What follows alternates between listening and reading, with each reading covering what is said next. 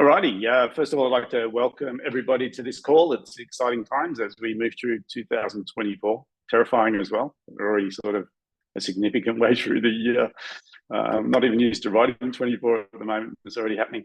But super excited about today's presentation. So I'd like to just sort of maybe do a quick intro. Maybe into the chat box if you want to let us know where you're calling from, because I know we've got some people from all over the world. So where are you today? We can get that into the chat box. That'd be awesome. Also get you to see where the chat box is. Today's presentation, super excited to talk about this one, putting the profit first this financial year. And many years ago, I heard this statement and it stuck with me really well. It's not about turnover, it's about leftover. And it's funny because when you talk to people in business and you ask them about the size of their business, people can usually rattle off the number of employees, they can even rattle off revenue. But when it comes to the profitability, a lot of people are stuck with that number, right? Understanding what it is, how to measure it.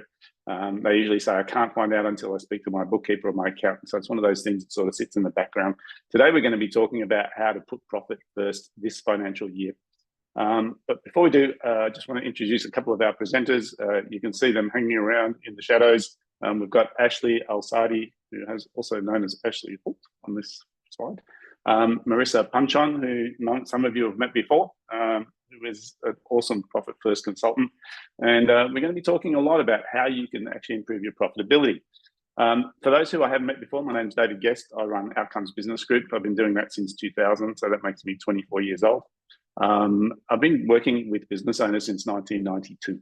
And in that time, all I've done is help people grow their profitability. And so if you can read the tiny minuscule writing, I've spoken to 5,700 businesses. I did the maths the other day and it's terrifying. And I'm talking about one-on-one discussions with those. And I've done a lot of one-to-one coaching, so over 12,000 hours. The problem, let's talk a bit about what the problem is. The problem is this. I think it was Zig Ziglar who said this one, too much money at the end of the month, right? And too much month at the end of the money, I should say. And I think what he was alluding to is that there's nothing left. And when we run businesses, we often think about cash and we think about cash in the bank and we forget to think about leftover. So when it comes to the end of the month and there's not enough money, there's a problem. The second problem is stress. Not knowing how you're going to pay your bills, not knowing when there's going to be light at the end of the tunnel. And for a lot of people, as their business grows, and I might ask the question, has anyone ever noticed that as your business grows, the cash flow grows, but the leftover doesn't grow? Let's get a show of hands for those people who suffer from lack of profitability. Yeah, it's a very common problem, and it's actually it's built into the model that we run businesses. So when Marissa talks about this in her presentation, you understand why that happens. The third piece is you just can't get ahead. No matter what you do, you sell more, you grow your business, and you think, hang on, I'm working harder, but I'm not making any more money. And in the end, it just feels like there's no exit, and so we get stuck in this situation. Really, the opportunity is simple. The first thing is to make sure that profit is not optional within your business. So if you start by thinking about making a profit as opposed to revenue and sales, you can end up with a healthy profit. The second thing is just to be relaxed, because knowing that there's surplus cash in the bank is going to make life a lot easier for you. It's going to make it easier to make business decisions, and it's also going to be easier for you to scale. And the last piece of this puzzle is just literally being more productive, because when we focus on something, it grows. And I think when we focus on profitability within a business, it's going to make sure that we can actually improve that. And really, I suppose the ultimate aim is to have a self-managed business. And for me, ever since I started the business coaching gig in 2000, my biggest separation or distinction is there's self-employment and there's business ownership. And they both have ABNs, but the self-employed model is really a job with an irregular paycheck. And the business owner actually is building an entity that has some value to it. So let's talk about a little bit about this statement, and I'll read it out to you in case you can't see my screen. I might actually, let me see if I can spotlight myself. You might be able to see my slides a bit better if I do that. This is a really important statement. I picked this up about 2 weeks ago from a presentation I was at with Ryan Dice. And he basically said, the more valuable you are to your business, the less valuable your business is. And he said, read it twice, because I think really, if you think about it, we're the pivot point of our business, which means that if we go to sell our business, we're selling it without us. So the more valuable you are to your business, the less valuable your business is. All right. So before we get into our presentations, I just want to give you a bit of an awareness. So when I talked about being self-employed or working in your business, usually the model looks a bit like this. Operations takes up most of your time. There's a bit of admin that you do when you've got some spare time, and sales and marketing becomes optional. And for most people, when I ask them about sales and marketing, they say, we don't need to sell, we don't need to market. Most of our work comes from referral or word of mouth. And I'm guessing there's some people that are in that boat right now. And one of the reasons they don't market is because they're so busy. So if I said to that person, let's double your business, they would freak out and think, how do I possibly double 80 hours a week? Because that's more weeks, that's more hours than there is in a week. And usually that's endemic of people who are self-employed or stuck in the business. So the business model we want to work towards is this one, where operations, sales and marketing, admin are in equal or proportional to each other. But bottom line is that little box that says you is sitting on the outside and not on the inside of that shape. Now, the reason that becomes so important is because this business is scalable, right? This business is more valuable than the one I showed you just previously because it doesn't have you stuck in the middle of it. Now, for some people, that's a no-brainer. That's how they've been building their business from day one. For others, this is a pipe dream because they say there's no possible way I can let go. No one does it as well as I do and can't find good people. And who's guilty of that one? Can I just get a quick show of hands, right? There'll be a few in that boat, right? And so this idea of letting go is going to start by measuring profit instead of revenue, because the idea of profit is left over, and that's after you've paid all your wages. So if we're going to go down this path, the trick is to make sure that we get you outside of the business and you're making a profit. So you're not getting paid wages, you're getting paid profit. If everyone's good with that, let's get into the idea of what we're going to cover today. So I'm going to draw because I like to draw. And those who've seen me before know that I'm not very good at it, so I don't know why. I've been doing it for so many years. But really today, there's three elements we're going to talk about. Now, the first one we've already touched on, which is it's all about the profit. It's not about the revenue, it's about the profit. The second one that we're going to touch on, and this is really quite critical as well to improve profitability. One of the smartest and easiest ways to improve your profit is to increase your price. But most people are terrified when I say increase price. Because they say, we're going to lose business, we're going to lose clients. And we're going to talk about how you can actually optimize your price in a market and how to actually get ahead of the competition. And the last part of this is the plan. And this is literally, how do you make all this happen, right? Because usually you come to a workshop or a seminar like this, it's awesome, you get some really exciting ideas, but turning those ideas into systems within the business becomes super difficult. So we're going to talk about the planning methodology to make sure we can get those underway. So without further ado, I'm super excited to introduce our first presenter. For those who haven't met Marissa before, Marissa Panchon is a Profit First consultant. She's also Miss Moneypenny. So she's known as the money coach.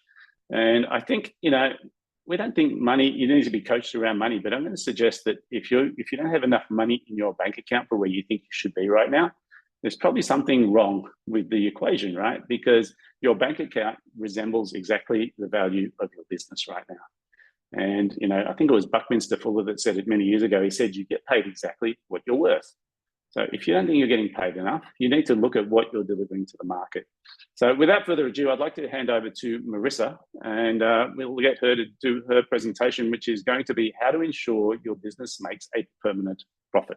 So over to you, Marissa. Well, good morning, and it is so exciting to present to you a topic that is very, very close to my heart, and that is getting your business into a position where you as a business owner can actually live life on your terms and in peace and joy. So what better outcome could you want than that? So I'm going to show you a step-by-step process that you can embark onto a path to solid and predictable profits. And there's two key words there. That's first one, solid, and the second one is predictable. So I'm going to show you a cash management system to ensure you always have money, as well as a system so your business not only makes profit, but increases profit as well. And how to guarantee, and this is a good one here, how to guarantee that profit is actually money in the bank and not just on the books.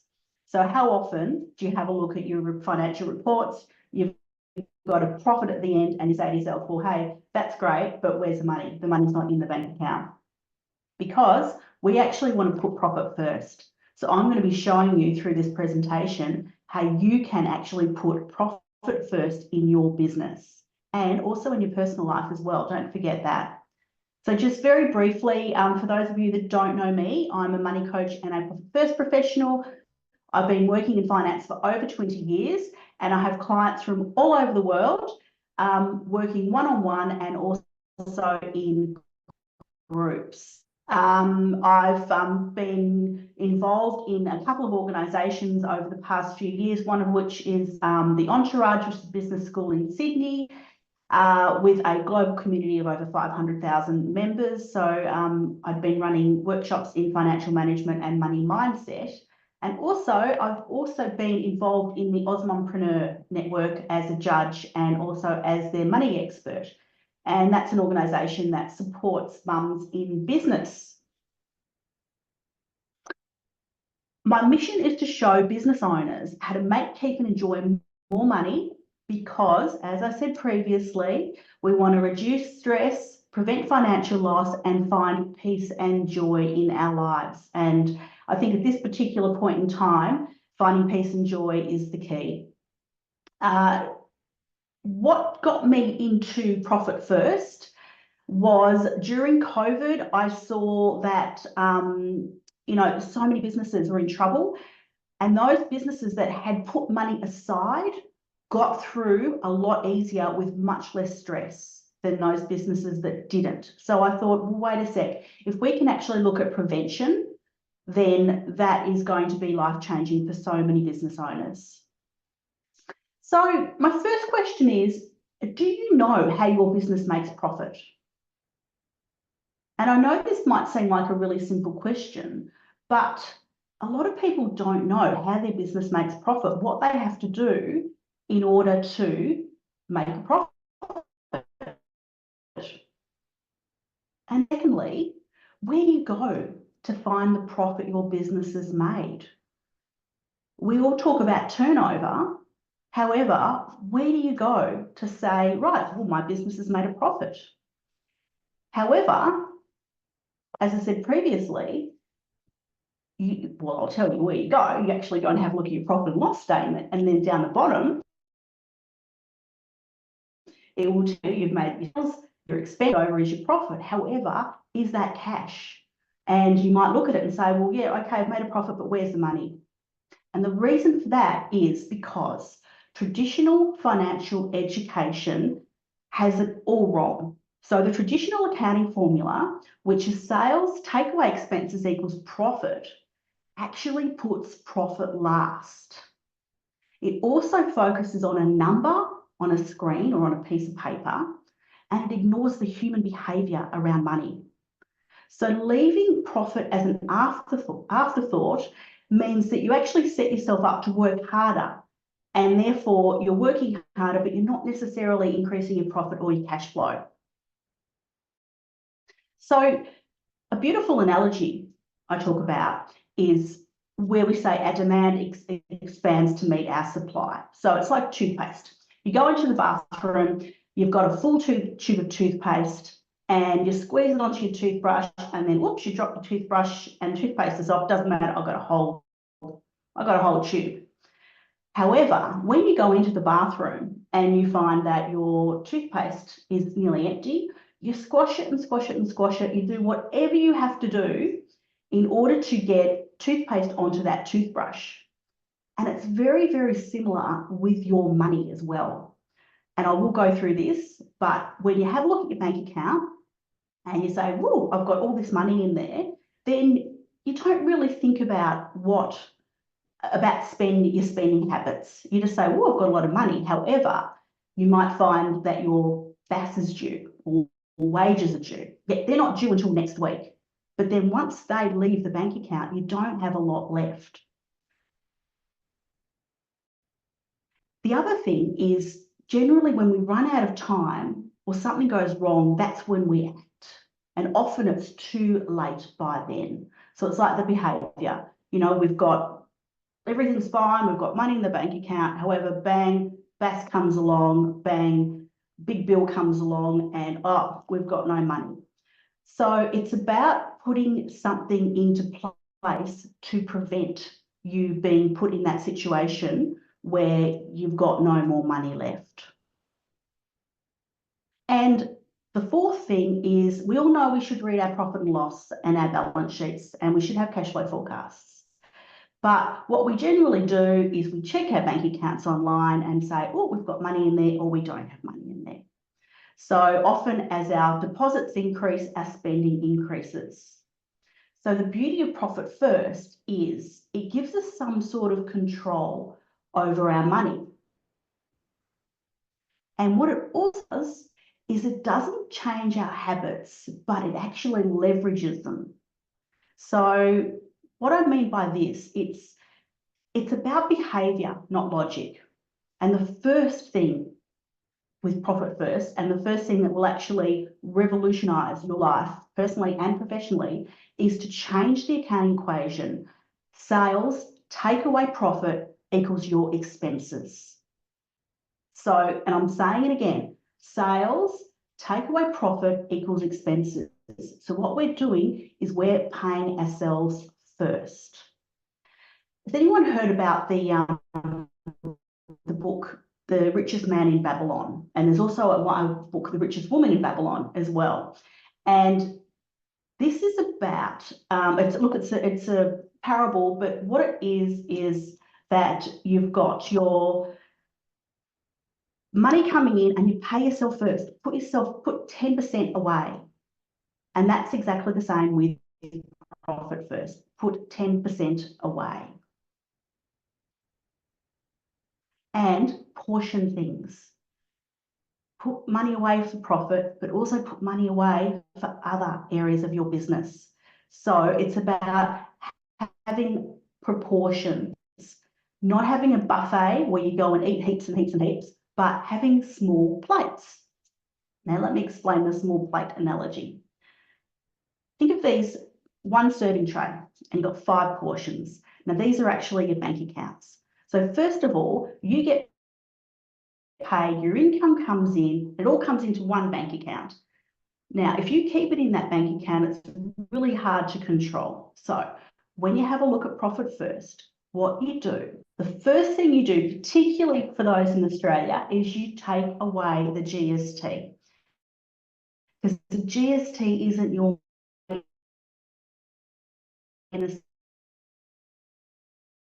then you have 2 other bank accounts.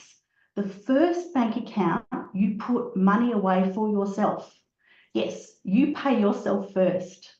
And then the other bank account is you put money away for your operating expenses. These bank accounts, according to Profit First, should be your everyday transaction accounts, money that's easily transferred from one to the other. And the reason why we have them separate is so we know that we've got X amount of money for our operating expenses for our business. And then we've also got money put away for ourselves because, hey, we've got to pay ourselves. And then what you do is you have 2 other bank accounts. Now, these bank accounts are where you put your profit away and also you put money away for your tax. And that's something that at working with business owners, I find that as soon as they get their company financials done, they freak out because they've got to pay tax. So if you put that money away, and just remember, once again, it's not your money. So you put it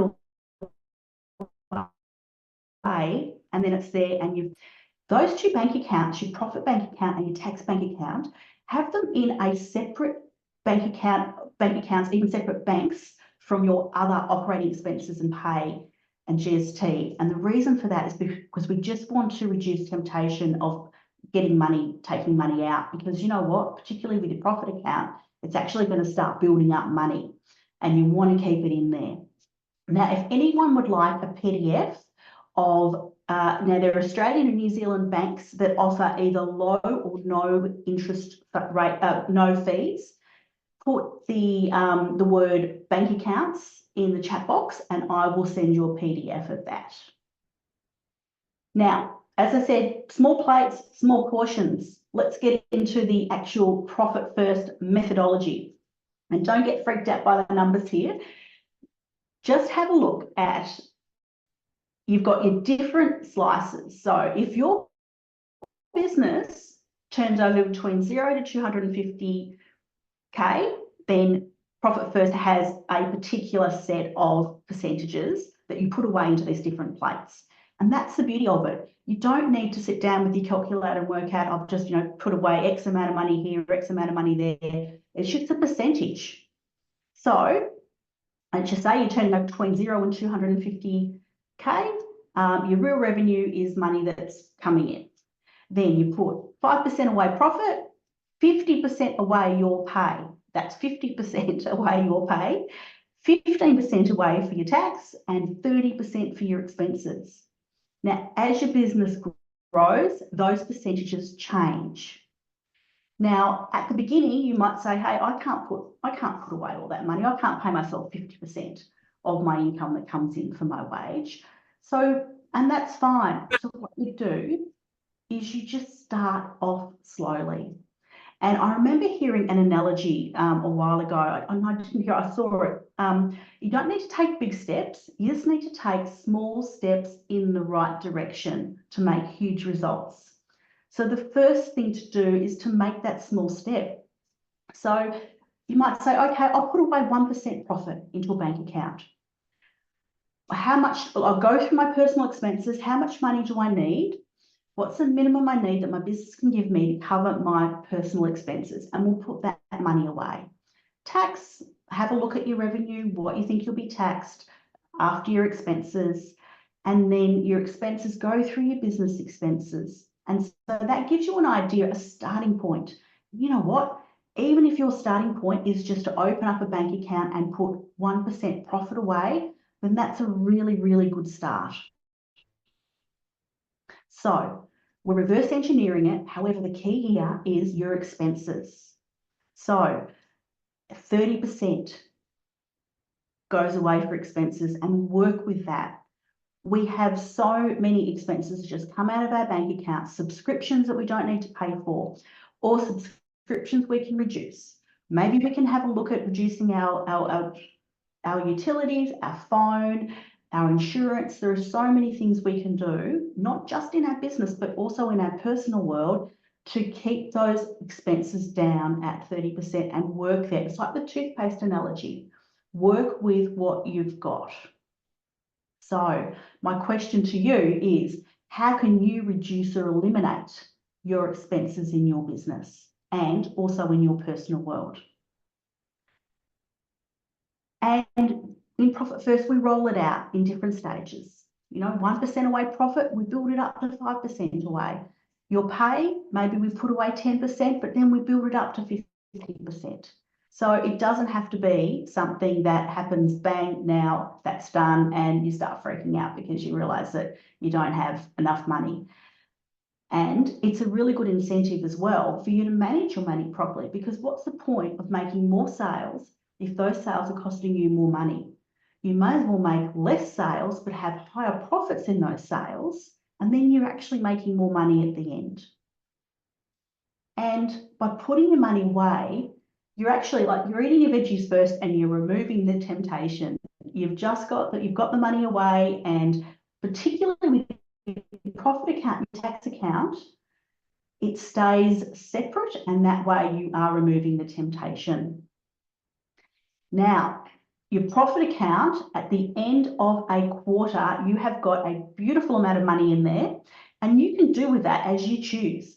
You can put it aside for a rainy day. You can pay yourself a bonus.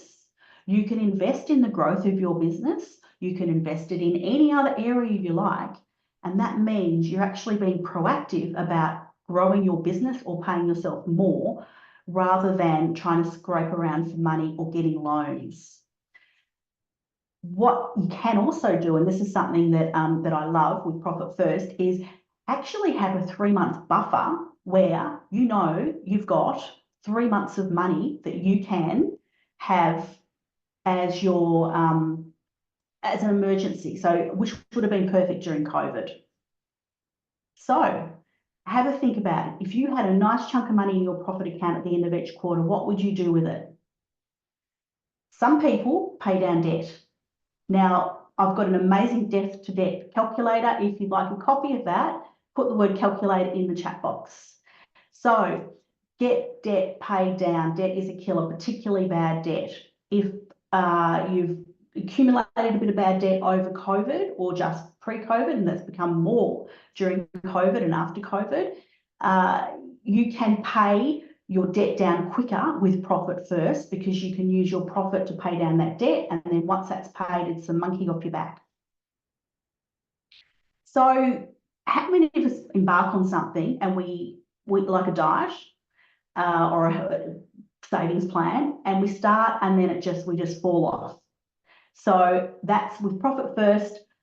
You've got to stick with it. Like with anything, you've got to stick with it. So what we do is we set up a rhythm, and you can say at the end of every week, every Friday afternoon, all the income that comes in, we then start allocating to different bank accounts. Or you might say on the 1st and the 15th of each month, or it could be on the at the end of each month. It's whatever works for you.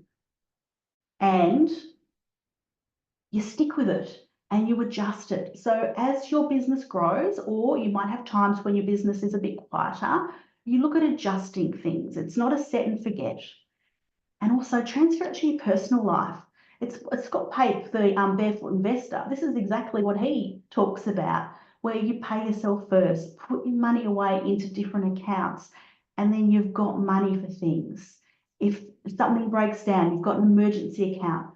The washing machine breaks down, TV breaks down, your car, something happens to your car and it's a big bill, you've got that money put aside. It's for peace of mind, it is gold.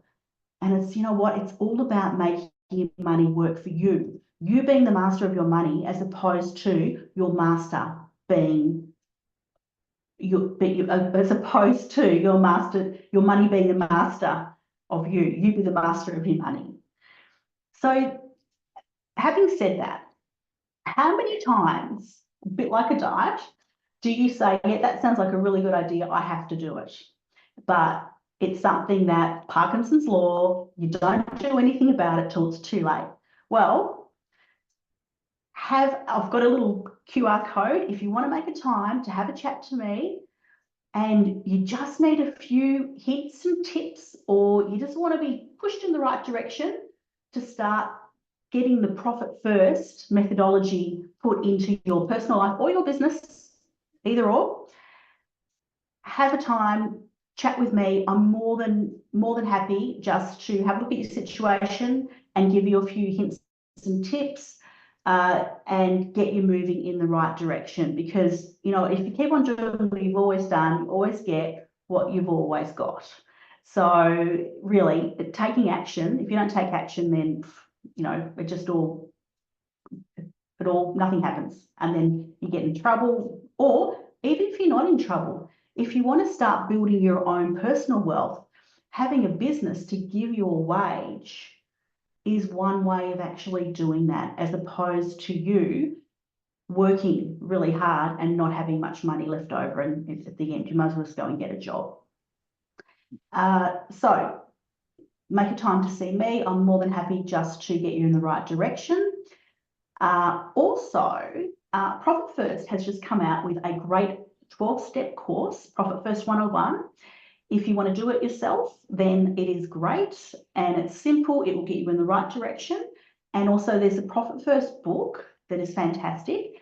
Now, I love audiobooks, and I find that I always put them on when I'm in the car, and I put them on at 1.25, so I get through loads of them. Profit First is also available as an audiobook to listen to. And it's actually it's not really dry and boring. So a lot of money books are a bit dry and boring, but this one is not. It's a good book. So I feel like I've just been you know, like a fire hose at you all. But has anyone got any questions before I finish up? What we might do, Marissa, is we get some questions put into the chat box, because we can catch them at the end. So we'll get all the presenters on the screen at the end of the presentation. I think that was awesome. The first thing I just want to highlight to everybody is that putting profit first is actually a physical thing. It's not just an idea. And for a lot of people, they struggle with this, because as soon as you said 30% for expenses, I don't know about other people, but I'm sitting there going, that's much lower than it is right now. But it's about that focus. And I think when you speak to someone like Marissa, she's going to point you in the right direction and get you to start looking at the things you need to be looking at. So taking some time with Marissa is probably going to be a great first step to making sure you get your profit first. There is a link in the chat box to download the resources. I know lots of people want calculators and bank accounts, so I can see that there's a lot of value in actually getting this implementation. Thanks very much, Marissa. What we're going to do is we're going to move into some breakout rooms. So a lot of people who are on these events, they feel like they're just staring at a screen watching a video, not in these events. What I'd like to do is, if Ryan is around, I can't see him right now, we're going to put you into some random breakout rooms with some random people, hopefully some great people. And you have two jobs in that room. Number one is to tell them a bit about what you do, but you have 1 minute each. Okay, a bit about what you do and what was the most inspiring thing out of Marissa's presentation. If you had interesting distinction or chat, if there was any brain flashes, aha moments, maybe into the chat box, what's been most valuable out of today so far. While we're doing that, I would like to touch a little bit more about our next presenter. We've talked a bit about profit. And I suppose the bottom line of what Marissa was talking about is profit needs to be seen as a priority in your business. And if you don't allocate it first, or if you can't allocate it because there's no money left, then there's probably something wrong with the ratios of your expenses. There's two solutions to that. One is to reduce costs, and the other one is to increase your price. So what we're going to talk about next, which is a great segue into Ashley's presentation. For those who haven't met Ashley Al-Sadi, she is the Pro Madonna. She's also known as the cold calling queen, and her claim to fame, she will tell you, because usually I bust her bubble, is all around this. But her topic for today is super interesting. It is called Mastering Client Magnetism and Optimal Pricing for Profit Growth. So without further ado, I'd like to hand over to Ashley. Thank you for that wonderful introduction. So I'm going to go ahead and share my screen. So just give me a second. All right, here we are. Window, I'm looking for it. Here we go. All right, beautiful. So hopefully you can all see that now. So yes, the topic that I am covering, it's a little bit of a tongue twister, but mastering client magnetism and optimal pricing for profit growth. So what does this mean? How can we attract more of the right clients and charge what we're worth so that we can achieve more profit? So I'm really excited to be talking about this topic. As David introduced, yes, I am better known as the cold calling queen to many, and I wear that crown with pride. I actually started out in my career, 15 years ago, being a professional cold caller.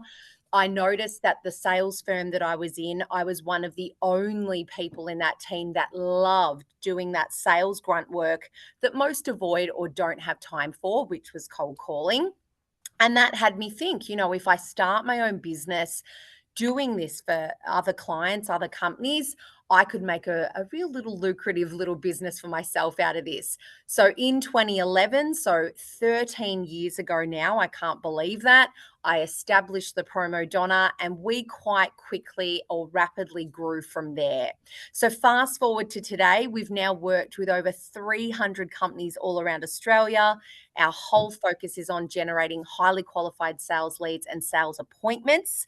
And there's a few team members up on the screen there where we've done 50,000 hours of cold calling. Crazy, right? It's probably even more so, more than that now. But I wanted to give you that background because this is what enables me to come to you today and talk about these topics. Because when we are partnering with our clientele, one of the first things that I ask them is, who do you want to target? Tell me a little bit more about your business. Who is your ideal client or your ideal target market? And what are you trying to achieve in terms of your sales goals? Now, isn't it funny that when we all start out in business, we want to work with everybody? We want to work with anyone and everyone that will pay us. But the fact is, if you aren't niching down and getting really clear and concise on who your ideal client is, this is where you may be leaving money on the table, not being able to charge what you're worth. And also, I'll reinforce that, and I know that many of you sitting here this will resonate with you. Those clients that don't want to pay your worth or don't want to pay a premium price usually end up being the most painful clients out there. So the people that ask us to discount or don't want to pay, the normal packaging fees, they can be more, hard work or pain than they're worth. So I've outlined here, why is it ideal, or why is it crucial for us to target those ideal clients? We've got things like higher conversion rates. People that know your worth and that are a fit for your business are going to be more or quicker to actually sign on the dotted line when you present them with a proposal, because they already see that value. You have more likelihood of creating long-term relationships with these people. You're going to get a lot more quality over quantity. So let's look at the fact that if you have, say 10, low paying clients, but you get one high paying client on board, that one, very quality client is going to be more value to your business than the 10 that were not. So yeah, there's a lot of ideal, outcomes when we do target the right people. So we want to look at who are the types of clients that we want to work with. So this is all about niching down again. And the exercise that I give my clients for the Promo Donna is to not only look at the logistics or kind of the technical aspects of the clients they want to work with. So, you might want to note down what type of business, what kind of size is that business, what industry sector are they from, what decision maker do I want to work with? Is there any other criteria? Do they have a number of computers if you're in IT, or do they have a number of staff? Whatever that criteria is, you need to be very clear on it. But then we also want to look at something that a lot of business owners or salespeople miss, and that is their psychographics. So on the screen that you can see here, criteria 1 is they have a genuine need for your services. Do they have a problem, a challenge, an issue that you can fix? Because that's half the battle. You can always demonstrate your value and charge what you're worth if you meet someone that says, you know what, I really need your service. Ash, my revenue, it's not where it used to be. We need new sales leads. That's a problem that I know I can fix. Criteria 2 in psychographics is they see you as a necessity. They value what you do. They're not going, cold calling, I don't want to have to pay for that. That's such a waste of money. No, I want to work with a company that says, we've done cold calling in the past and it was really hard. So we see value in bringing someone on board that can do this really successfully. And last but not least, they're willing to pay what you're worth. And you can uncover that by asking some key questions around maybe what their budget is, maybe what they've paid another provider for before, what's the expectations on your price. Now, in the chat box right now, if you have been sitting there thinking, I need to get really clear on my target market, and I'd like a process to be asking the right kind of questions when people inquire with my business, write in the chat box needs assessment questionnaire, or even questionnaire, because I have a great template that I use at the Promo Donna to make sure I'm ticking all the boxes and I am attracting the right clientele. Now, what we're going to look at next is how we can actually demonstrate more value to the market. So we've got really clear on who we want to work with. The next step is we need to have a sales process that enables us to have a great approach, great messaging, and again, demonstrates value when we talk to people. Because only when people see value in what you do is when they will pay that premium price and you'll be able to achieve more profit. Now, for those of you that know me and know me well and have seen my training, you would know that I run through this process all the time, right? But I know that it works. That's why I always go over and over again with these key points on what's the step-by-step sales process that you should use in your business. But what I'm going to try and do today is go through it and highlight how can you demonstrate value? Where are the points that we can do that? And how can we achieve more profit with these points as well? So the first step in my sales process, and you can see it in the funnel there, is preparation.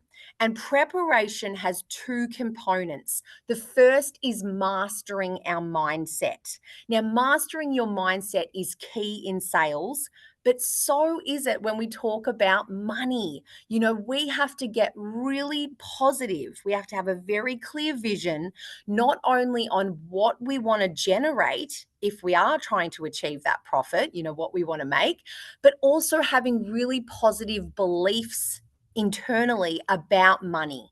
You know, do you have those limiting beliefs? Is it something you need to work on internally? And one of the things I'll talk about when we talk about money mindset or getting a really clear and positive mindset around money is I always write down things on paper as if I've already achieved them. It's a really great tip for manifestation. And I wanted to share that because back when I started my business in my first year, my husband actually did an audit on my business. And I thought, oh my gosh, why are we doing this? I was sweating bullets. I'm not a numbers person. I had to get comfortable with it. But after we uncovered that I actually hadn't generated that much profit in my first year, we got really clear on what I did want to generate. So we set some specific targets. And then I wrote down on a piece of paper what I wanted to achieve as if I'd already achieved it in profit. And I stuck it on my mirror. And every single day I looked at it and I was trying to achieve that in 12 months. Guess what? I achieved it in 6 months. So that's really powerful. Writing down what you want to achieve as if you've already achieved it.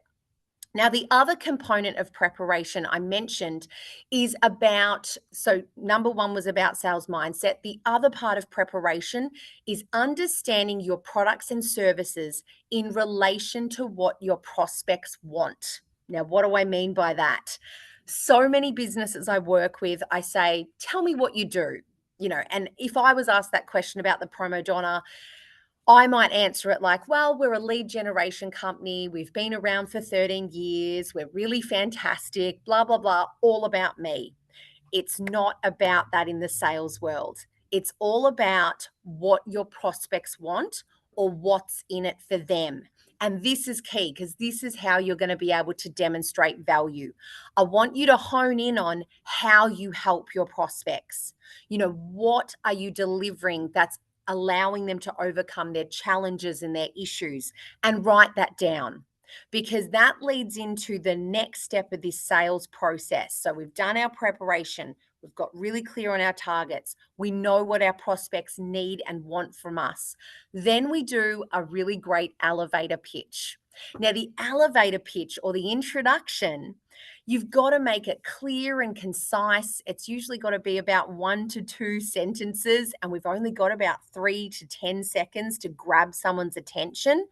But this is another key component of where we can demonstrate value.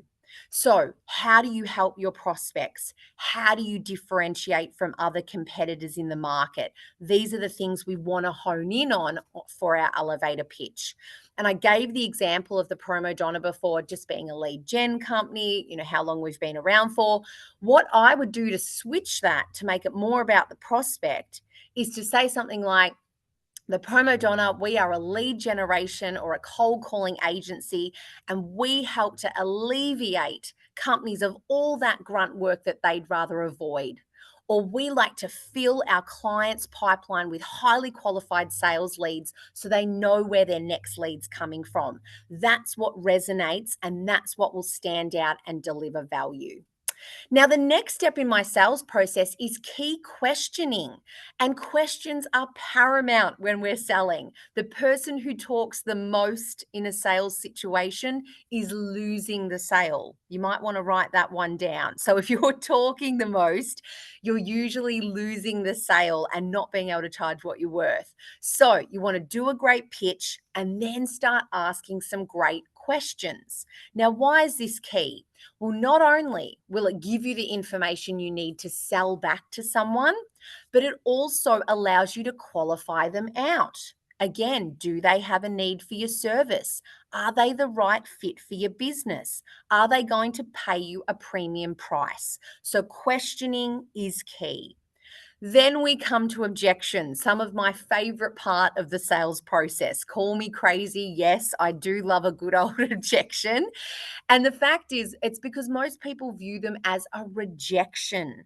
They see it as someone, putting up front that they don't want to work with them. But actually, I believe it's just a request for more information.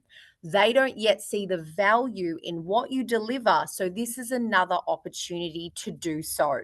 And I know I don't have a lot of time, so I will say here that one of my top tips for overcoming objections is to put the objection up front. What do I mean by that? So let's say you are a signage company and you are targeting major retailers and they already have signage.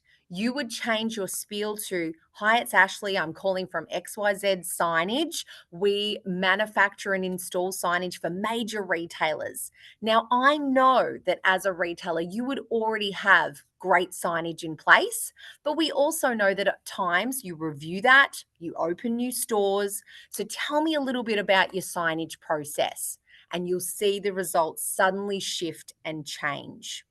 Last but not least, you have the close there. So if you've done a step-by-step process here of getting a great, preparation mindset, getting clear on your goals, doing a great elevator pitch, asking the right questions, overcoming objections, you should inevitably come to the close.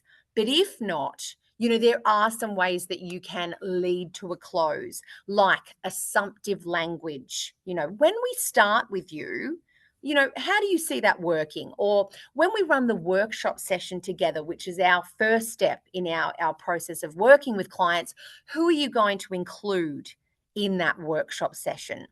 So that's a great way to, end the process, achieve the outcomes you want, and ultimately, be able to charge, those clients what you want as well. But we've talked about, attracting the right clientele, and we've also talked about a sales process that you can put into place to demonstrate your value. And ultimately, I think that this should allow you, those key steps of implementing those things in your business or in your approach should allow you to charge an optimal price. But you might be sitting there thinking, hang on, but I still find myself entering price wars. Ash, I still find myself, having people asking for discounts and the like. So I thought that I'd put a few strategies up on the screen right now just to show you how I try to avoid these situations. So number one, we have evaluating our competitors. Now, I know the Promo Donna is not the cheapest firm in the industry, in the lead generation game. But I know that we are much more quality over quantity. I know that we don't offshore. All my staff are local. So that's a really premium or, a high quality position to be sitting in. And that's why I can charge what I'm worth. So you could sit there doing the details on what are my competitors doing and how am I different? And also, how can we charge value on top of that? Because this is how we stand out. The second strategy is having really effective communication around your value.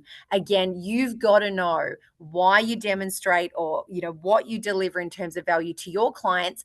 And a way that you can do this is through storytelling. We helped a client to, generate $3 million from one appointment conversion. That's value. right? So we want to highlight those things.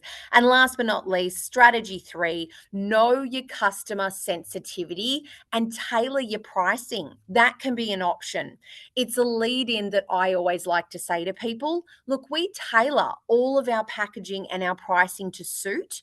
So tell me a little bit more about your situation, what you're trying to achieve, your budgets, and that allows me to understand their price expectations and to hopefully deliver something that suits.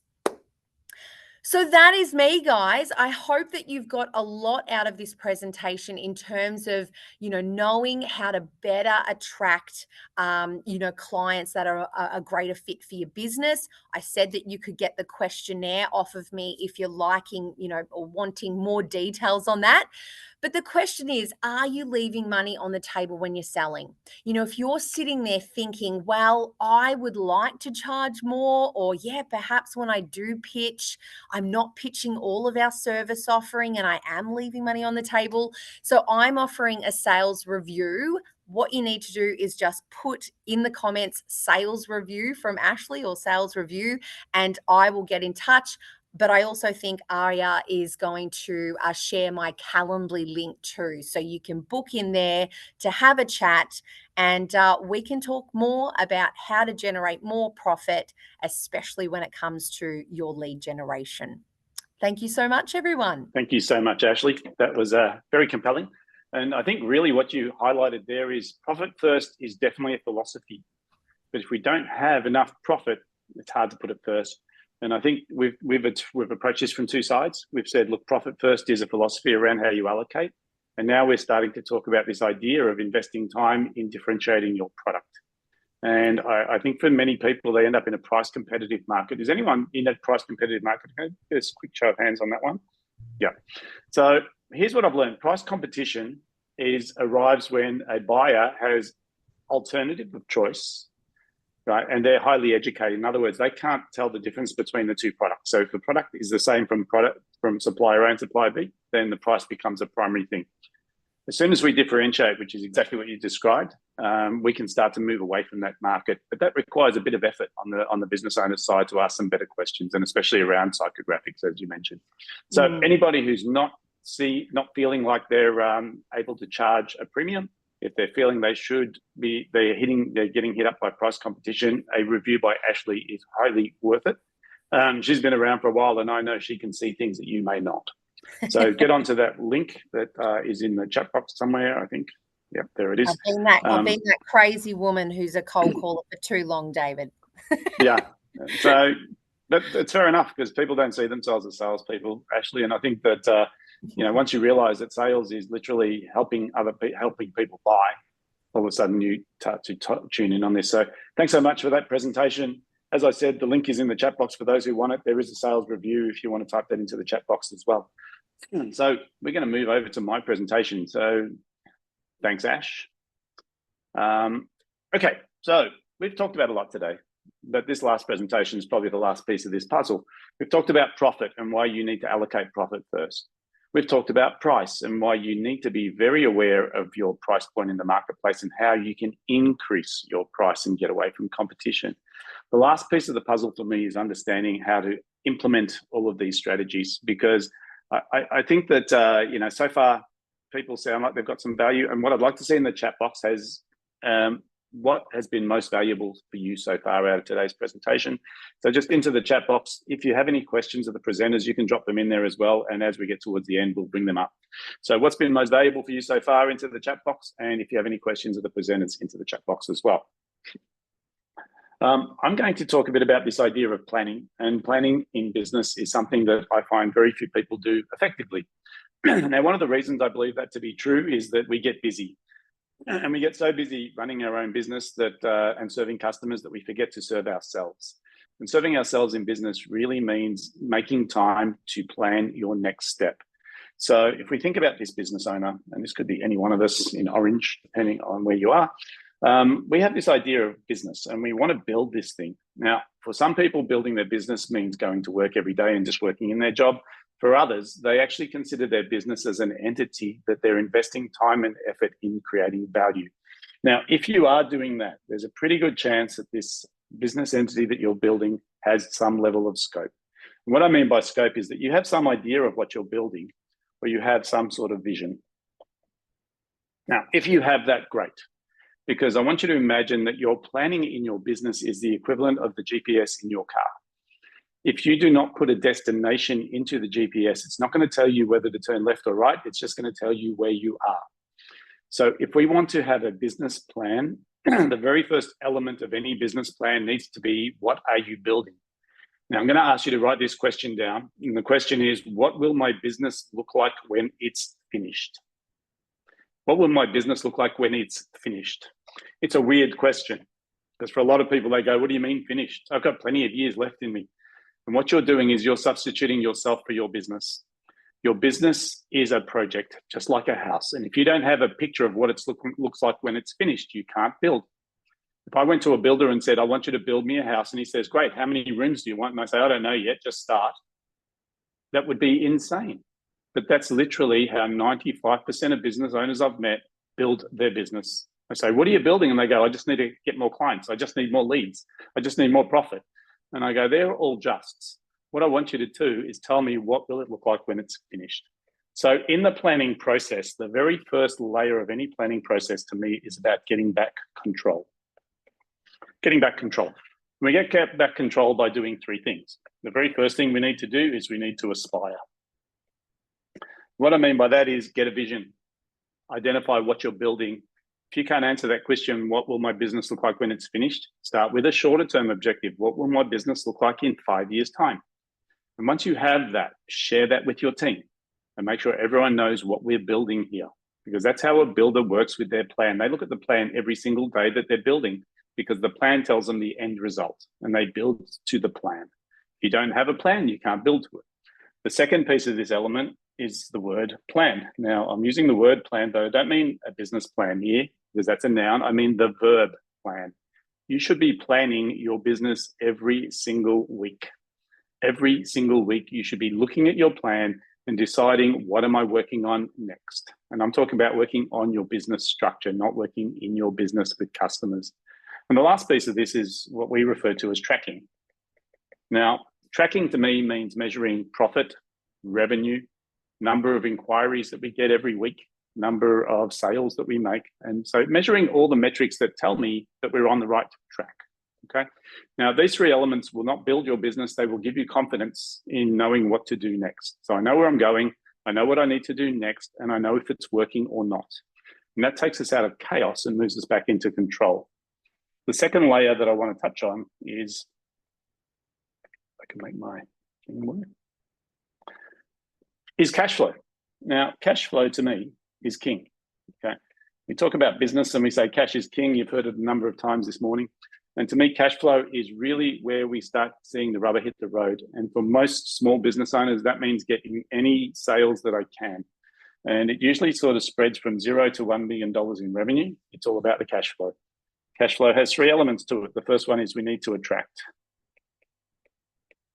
So we need to get the right clients. We need to identify our target market. We need to do exactly what Ashley said. Find a unique niche that we can be different to the competitors in. And we need to do the work on developing that story so that people who are in that niche resonate with who we are, and price becomes secondary or tertiary in their decision-making process. The second element here is conversion. And once again, Ashley talked a bit about the sales process. If you don't have a structured sales process, you are leaving money on the table. And for most people in business that I meet, they don't have a structured sales process because they don't want to be seen as being salesy. They don't want to be hard pressure sold because they've experienced that in a negative way. But for me, knowing how to guide your client to understanding the value of your product is really what sales is about. It's not just about pushing sales, sell, sell, sell. It's more about making sure that we're getting conversion and helping the right people. And the last piece of the cash flow puzzle is we need to be able to deliver. And what I mean by that is you need to ship your product out the door and you need to send the invoice out and the customer needs to be happy to pay. Now, it sounds weird, but a lot of people struggle with getting their invoicing right or getting their client to sign off on projects. So they've got lots of money sitting out there in debtors. And Marissa talked about this earlier on. You need to make sure your business is a well-oiled machine, which means when you make a sale and people purchase your product, it gets delivered on time and they pay. And the reason they pay is because they got exactly what they expected or more. and they want to come back again, right? Because if your clients aren't paying, there's something wrong with their quality or the expectation of what they think they're getting. And so we need to get this right, because cash flow is what grows a business to the level that we can start to afford to have profitability. So if we talk about this next stage, the next stage in growth of business is what I refer to as growth. And you'll notice a little distinction. When you're 0 to 1 million, it's not about growth, it's about cash flow. And I'll suggest for anyone who's under $1 million, you've got to build your revenue as quickly as you possibly can. And you need to push, and you probably will compromise on some things like your profitability when you're small, because you will reinvest in your business to keep the thing growing. So you might spend that money on marketing, you might spend that money on doing better delivery. But when it comes to growth, and this element here, this is all about building your team, right? So growth to me is about finding and keeping the right people, and this starts with recruiting. So the first thing we need to do is we need to be able to recruit the right people. And especially in today's market, is anyone in the recruitment market right now? Can I just get a quick show of hands for those people who are in the recruitment market looking for people? Okay, you will know what everyone else knows. We have all-time low unemployment, which means it's tough to find the right people. But I'll tell you a little secret, right? You want to be successful in business, you need to find and keep good people, because that's the thing that's going to leverage and grow your business for you. So we need to recruit, we need to train, and the last piece of this is that we need to retain, we need to keep them. Now, if you can do that successfully, you will grow beyond $1 million. And the idea here, and this is just benchmark, is going from 1 million to 10 million is all about building team. And so you start to realize that it's super important that you not only market for customers, but you market for team members as well. Because you get the wrong team member on the bus and you know what happens, right? It's super expensive, and for most people, it creates a problem, right? You get the right people on the bus and your business will grow, and it'll start to grow itself. And that lends to the last piece of this puzzle. And the last piece of this puzzle is literally the top of this triangle, which is the leverage part. Now, to me, leverage is a very powerful word in business, but for most small business owners, they just can't do it because everything revolves around them. And as long as things revolve around you, you become the constraint in the growth of this business of yours. Now, in the leverage piece, it's a very small triangle, so I'm going to have to write really tiny. There are two elements. The first one is you need to learn how to lead. You need to learn how to lead. And you also need to invest the time in leading. Now, leading to me is different to management. Leading to me is literally about being a predictor of the future, seeing what the trends in the marketplace are and making those strategic decisions. Management is about looking at my team and making sure that they are doing their job effectively and efficiently. And so we need to lead and we need to inspire. And this is about getting my team to become self-managed. Because if I inspire my team to take ownership of their roles within the business, then there's less reliance on me as the owner. And the last piece of the puzzle for leverage, which is deliberately outside, is your exit. Now, I put exit there and some people cringe, but I will suggest to you that every single person on this call will exit their business. It's a question of in what way and how gracefully you exit, okay? Now, if you don't like talking about this, then I think we might not be looking far enough into the future, because I believe every business that has you in the center of it becomes a self-employment gig. And there's nothing wrong with being self-employed, right? Some people actually like being self-employed. But if you are self-employed, recognize the fact that when you go to close your business, because when it's finished, it's probably going to be closing the doors. And for 80% of business owners I meet, when they say, my business will be finished when I'm finished, that means that it's going to become a door closing scenario. 80% of businesses will just close their doors when the owner gives up work. The other 20% were smart enough to think about, I need a succession plan. So I'm either going to build a management and leadership team, or I'm preparing it for sale. Now, remember what I said right at the start. If the business relies on you, if you're the most valuable person in your business is less valuable. So we need to start thinking about your notional exit to improve the value of this business. Now, I'm drawing this picture for you today just to give you a sense of what's involved in planning. But to keep it really simple, we start here and we move on this journey and we look through getting the vision right, getting the planning right, getting the tracking right. Then we move through this, then we move through this, and then we move through that. We finally end up at our vision. Now, This is a planning process, and I've gone through a lot of detail with you on this today. What I would like to do is share with you, we've put this training online because a lot of people ask me, oh, can you send me the slides? Can you go through this again? So we've created a training program online and it's free. At the moment, we're testing it. And I know at least one person on this call has been in the test phase of this program. For those who haven't had a chance to do this, I'd love you to go to this website. And the way we're going to do this is really simple. On the website, it's much neater because it's not my writing. It looks like this. There's a QR code on the screen for those who want to go straight there. I'll get Ryan to pop into the chat box also the link to the training. You'll have to excuse our imperfection. It is in beta phase still. So there may be some weird things like error 404s where things don't work as expected. But when you go to that page, you will see training on each of those 4 levels that we just went through. Because for me, if you're deciding to be a business owner, you should understand that there's more to it than just showing up for work every day, right? It's about just making that decision. What am I building? So aspire, where do I want to end up? And how am I moving towards that goal? Now, when you start to realize that you have got a vision of where you want to go, the planning becomes more significant. Because for me, writing a business plan once a year is old school, right? Most business plans, by the time you write the last word, it's out of date. It's out of date. Business planning is not a noun. Business planning is a verb, and it should be done by business owners every single week. So if I give you one message out of my presentation today, I'm going to suggest that planning is a verb. You should be allocating somewhere between 1 and 4 hours a week. 1 and 4 hours a week. I'll just say that again. To planning, right? Because I think it was Abraham Lincoln who said, give me 6 hours to chop down a tree and I'll spend the first 4 hours sharpening the axe. And I think for most people in business, they're too busy to plan. David, I don't have time to do this. I'm too busy. I'm going, well, if you don't plan, how do you know you're doing the things that are making the most difference? Well, the short answer is you won't, right? So I'm going to suggest that you go onto this training. While it's free, just get on there and take some of the lessons out. The other thing it'll highlight to you is where the constraints are, because I think for most people in business, the problem they have is that they have constraints. And those constraints are usually one of these boxes that they're either not good at naturally, or they've ignored, or they weren't even aware existed. And once you find that area and you solve that problem, your business will grow automatically. That's a word. I made it up, but it's a word. Automatically. And what I mean by that is you don't have to work harder, right? You just have to find the things that are holding you back and cut the anchors. And once you cut those anchors, the business will spring to its next natural level. But if you don't know what they are, you will be frustrated by running on the treadmill and hoping one day things will ease up and it'll be after COVID and it'll be after this and it'll be after. No, it won't be. It'll be when you decide on what you want to build and then you put a deliberate plan in place and you act on the plan on a weekly basis. So if I summarize this presentation in one word, it's going to be one sentence, put planning into your diary as a non-negotiable.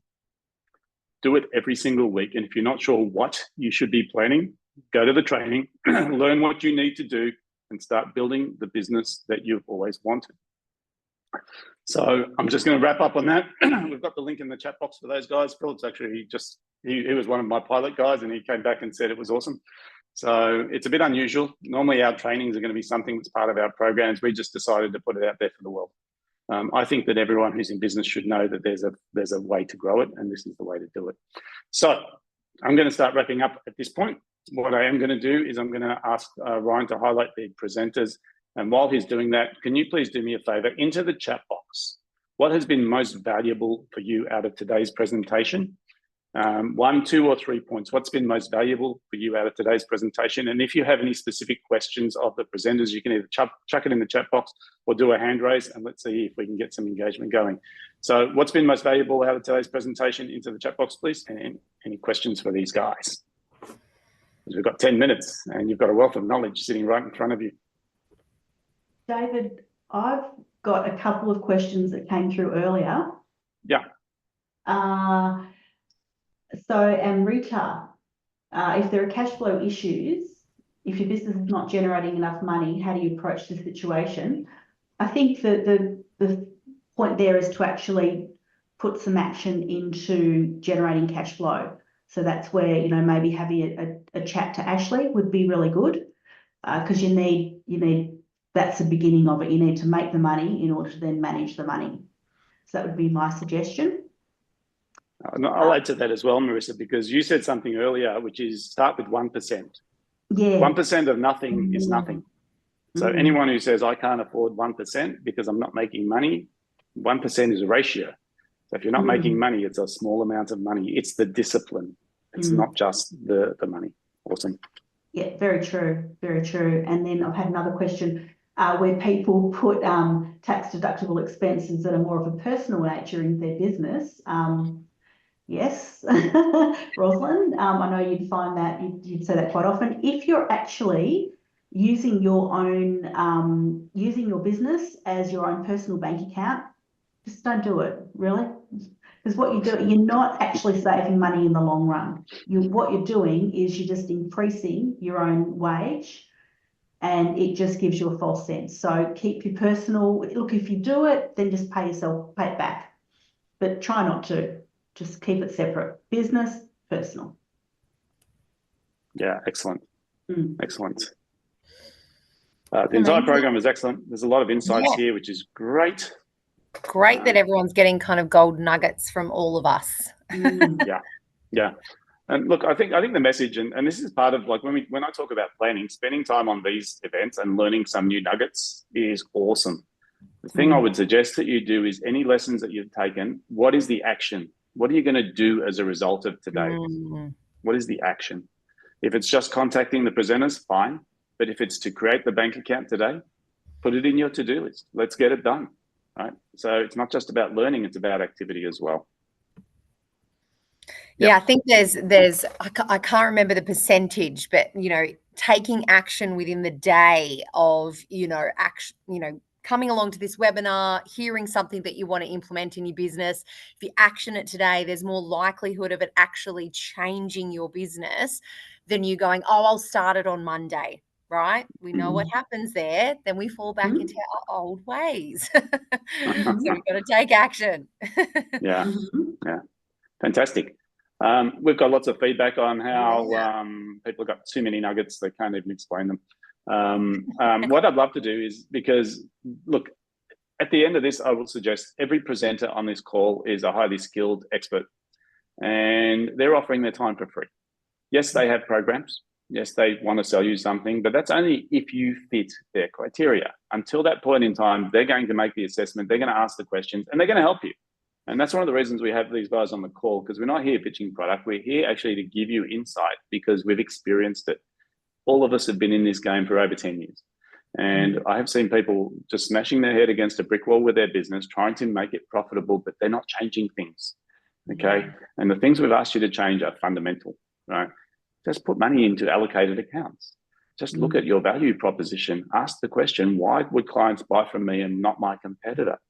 If I'm not planning weekly, why? Why am I not looking at my plan? If I'm too busy, but I'm not making money, the equation doesn't add up.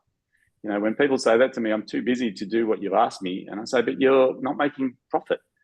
Yeah, but I'm busy. I'm going, well, you're busy doing the wrong things, because the idea of business is to be profitable. And if it's not profitable, there's something wrong with the equation. We need to do the deep dive, and we need to find out what that is. So really, today's an opportunity for you guys to reframe your thinking around the business, to put profit first this financial year, because part of it's going to be about making the decision and saying profit's non-negotiable for me. And to get it, I need two things. I need to allocate the money, but I need to also be profitable. And it sounds to me right now, especially with the way that the economy is going, because we have, what do they call it? The cost of living crisis. I love that one, cost of living crisis, where inflation is gone crazy. It's the highest inflation rate we've seen in 20 years, which gives us a great excuse or reason to increase our pricing right now. And if you have not increased your pricing in the last 3 months, you are going backwards by 7% last year, CPI, 7%. So if you had a 10% profit margin and you kept your price from last year to this year, you're now making 3%, which is less than half. So you've got to be brave. You've got to understand how to do price increases. You've got to understand how to hit that target mark. And that is going to be the secret to maintaining profit. Guys, it's been a great presentation. We've got a few more minutes. So we're going to give you a bonus, which is some extra time in your day. And time being your most valuable asset, you should use the next 5 minutes to create an action plan from today's presentation and make sure that you actually do things. And I'm going to suggest the first thing you do is you book a time with each of these presenters and find out what they can do to help you. because if we can help you grow your profit, we've done our job today. So thanks everyone for attending today. I'd like to thank the presenters. They did an awesome job. I am up in Cairns at the moment, so I've managed to work from this lovely area, and I'm going to go spend some time by the pool later this morning. Oh, Lucky Lucky you. Yeah. Just a different background. People going, oh, where is he? That's where I am. All right, guys, let's wrap this call up today. There is a recording going out for those who'd like to review it. Like I said, if anyone needs some help from these guys, the links are in the chat box. We'll make sure we reach out to you after the presentation as well. So let's open our mics and thank the presenters for their awesome presentations today and wrap it up there. Fantastic. Thank you, Thanks, everyone. everyone. And I know Thank there was you. a few of you saying hello, and I didn't get to say hi, but so amazing to see so Thank many you. old faces and connections. I know. It's great. Thank you, everyone. And thank you Not See you, everyone Wendy. old, as in age. for signing in from See you later. overseas as Thanks, well. David. Yeah, thanks. See you, Sid. Nice seeing you, Sid. Been a while. Pete, Thanks, everyone. Thank Right. you. Goodbye. got Jenny as well. Yeah, Bye. wonderful presentations. Thank you. Yeah, pleasure. Thanks, everyone. Enjoy your day. Right, take care. Have a great day. Thanks again. Have a good day. Thanks, David. Thanks, Yeah, everyone. thanks, Alex. Yeah, Anthony. Awesome. Bye-bye.